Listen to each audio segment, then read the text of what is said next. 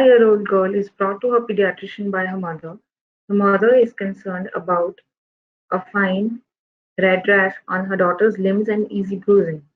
The rash started about a week ago. It was initially localized to the shins but has since spread to cover most of her lower extremities and arms. Her past medical history is significant for a minor cold 2 weeks ago. The girl was born 39 weeks gestation via spontaneous vaginal delivery. She is up to date on all vaccines and is meeting all developmental milestones. Today she has a heart rate of 90, a respiratory rate of 22, blood pressure of 110 by 65, and temperature of 37.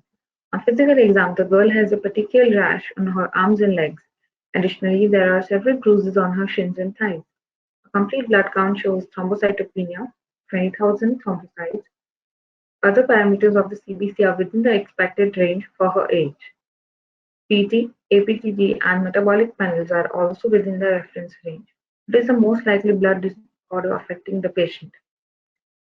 Hemophilia B, hemophilia A, immune thrombocytopenic purpura, von Willebrand disease, or acute lymphoblastic leukemia.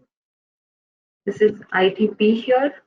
The reason being there is thrombocytopenia, but all the other coagulation studies are normal.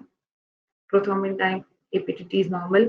Just knowing this, that the coagulation studies are normal, will eliminate almost all the other options. See, in hemophilia B and A, there will be a prolongation of APTT because it involves factor 8 and 9.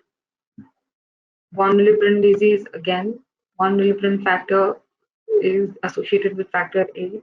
So deficiency will cause increase destruction of factor 8. So again, APTT will be increased here.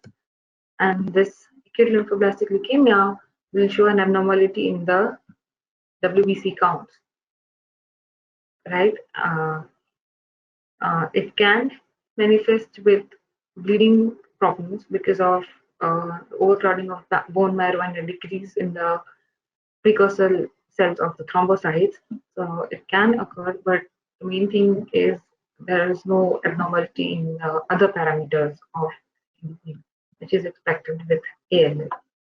Right, so this is ITP. We saw the various treatments, and this is a case of a child, but if it's in adults, we would like to, if it's not remitting, we would like to rule out some other causes like maybe HIV or SLE, which are the secondary causes of ITP.